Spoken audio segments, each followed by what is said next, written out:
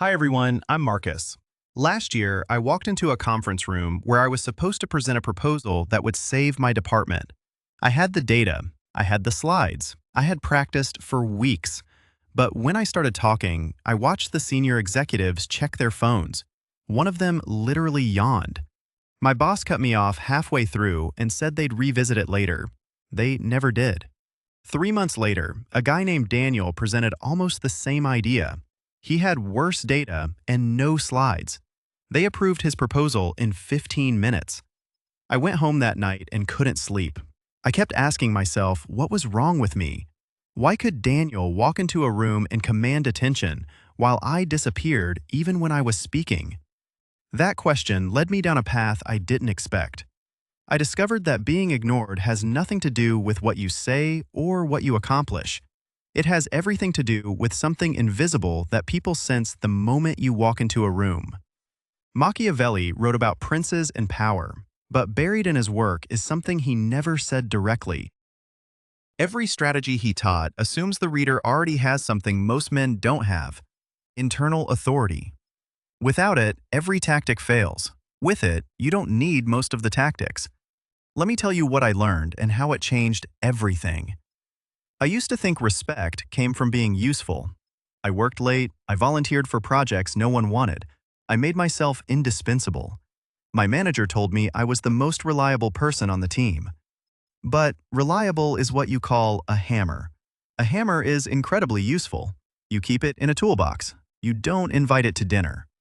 I was the workplace hammer. People used me and then forgot I existed. I didn't understand why until I saw it clearly. I had signed an invisible contract in my head. The contract said, if I work hard enough and help enough people, they will respect me. But no one else signed that contract. I was the only one who believed it existed. The moment I realized this, I felt sick. I had spent years operating under rules that only I was following. There was this specific thing I did. Whenever someone questioned my idea, I would over-explain. I would give them 5 reasons when one would do. I would add details and qualifications and acknowledge every possible objection before they raised it. I thought I was being thorough.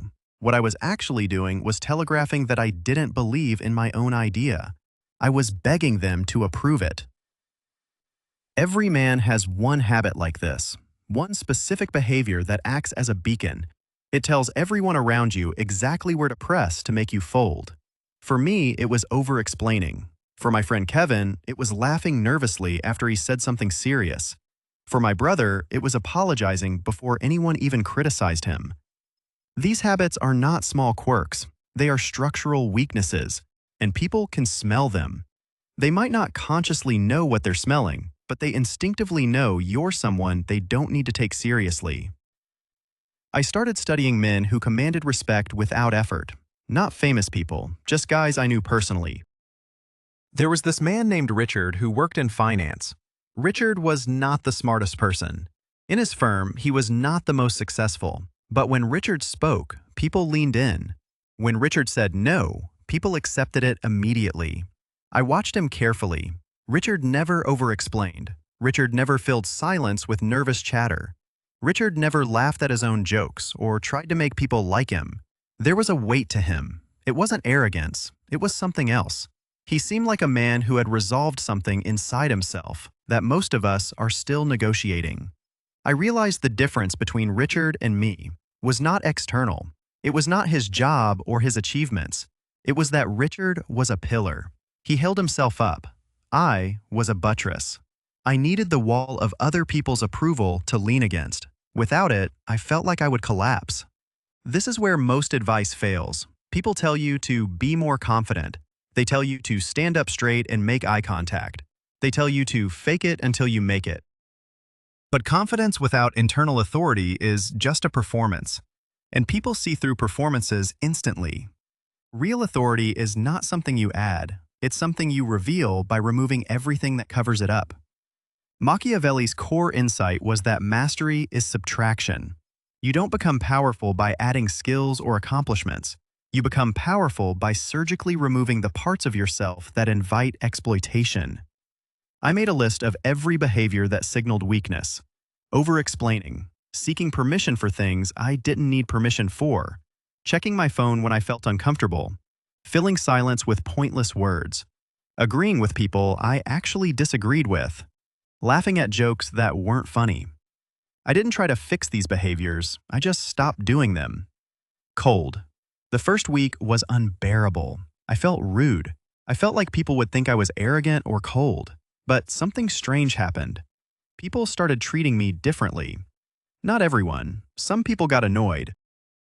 But the people whose opinions actually mattered started listening when I spoke. There was a meeting where my boss asked for my opinion on a new initiative. Normally, I would have given a long, carefully hedged answer that tried to please everyone. This time, I just said I thought it was a bad idea and explained why in 3 sentences. Then I stopped talking. My boss stared at me for a few seconds. Then he said, "That's a fair point," and moved on. 2 days later, he asked me to lead a different project. He didn't ask Daniel, he asked me. That's when I understood something critical. People don't respect you because of what you accomplish. They respect you because of your stance. A man with a firm internal position gets more respect even from people who disagree with him than a man with impressive achievements but no backbone. Your resume doesn't generate authority, your presence does. And your presence is just the external reflection of whether you've resolved the war inside your own head. The war inside your head is the fear that without other people's approval, you are nothing. This fear runs everything. It makes you laugh at bad jokes. It makes you agree with opinions you don't hold. It makes you work weekends to prove your worth. It makes you tolerate disrespect because you're afraid of being alone. I had to face this fear directly. I started saying no to things I didn't want to do. Not in a dramatic way, just calmly and without explanation. My friend invited me to a party I didn't want to attend. I said I wasn't going. He asked why. I said I just didn't feel like it. He pushed. I didn't explain further. He got annoyed and stopped talking to me for 2 weeks. I thought I had lost a friend. But then he called me and apologized. He said he realized he had been taking me for granted and he respected that I had boundaries. That moment taught me something. A credible no is worth more than 1,000 yeses. When people know you can refuse, they stop testing you. They stop assuming you'll always be available. They start treating your time and your attention like something valuable. I started applying this everywhere. I stopped replying to emails immediately. I stopped being the first person to laugh. I stopped volunteering information people didn't ask for. I started demanding clarity in conversations instead of letting things stay vague. If someone said we should hang out sometime, I would say when. If they dodged, I would let it drop and never bring it up again. This sounds small, but it's not. Vague promises are how people keep you on a leash without committing anything. Forcing clarity early kills that game. Some people didn't like it. They stopped reaching out. Good. Those were people who wanted access without offering respect. The people who stayed started showing up differently. They stopped being late. They stopped canceling last minute. They started actually listening when I talked. I didn't gain new friends. I just filtered out the ones who were treating me like a convenience. Money was another thing. I had debts. Not huge ones, but enough that I felt a constant low-level stress.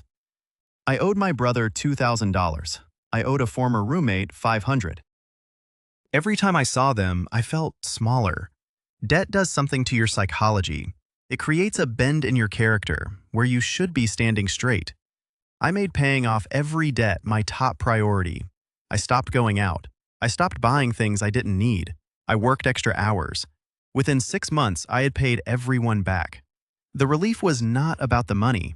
It was about standing in a room and knowing I didn't owe anyone anything. That feeling is worth more than any possession. When you owe nothing, you fear nothing, and people sense that.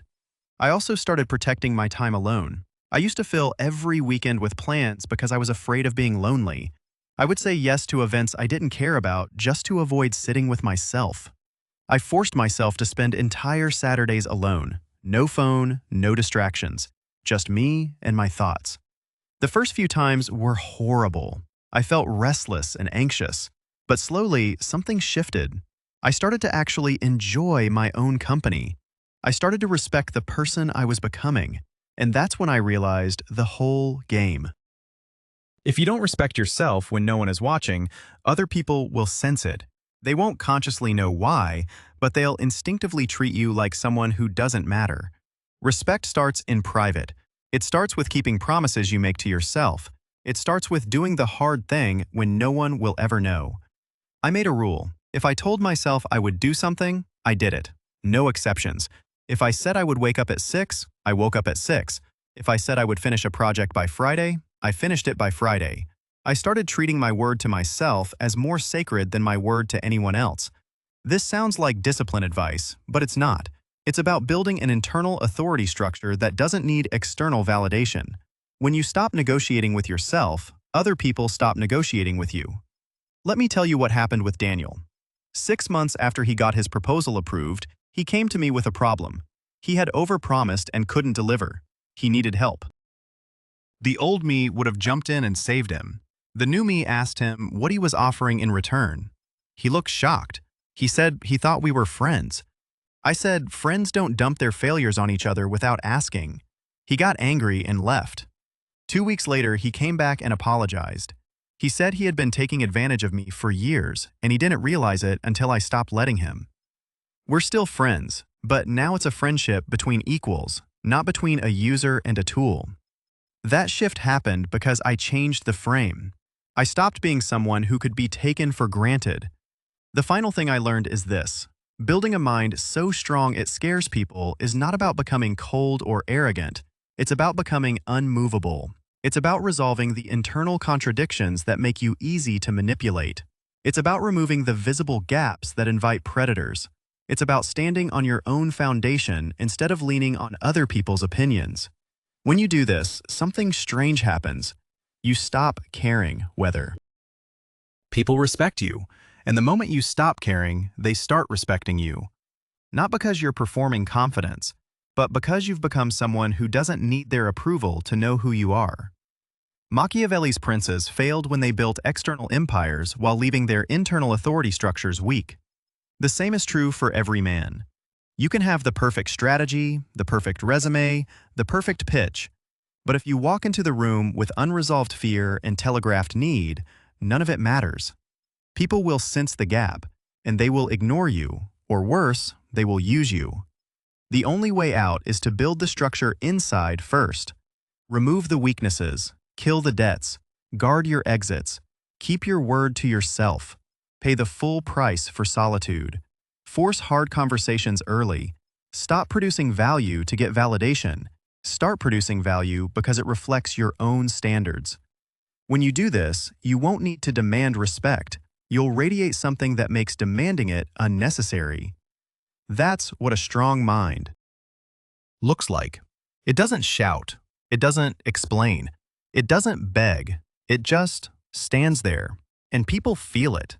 And it scares them because they realize you're not playing the game they thought you were playing. You're playing a completely different game, one where their opinions don't move you. And that makes you dangerous, not because you'll hurt them, but because you've stopped being someone they can control. And that's the only power that actually matters.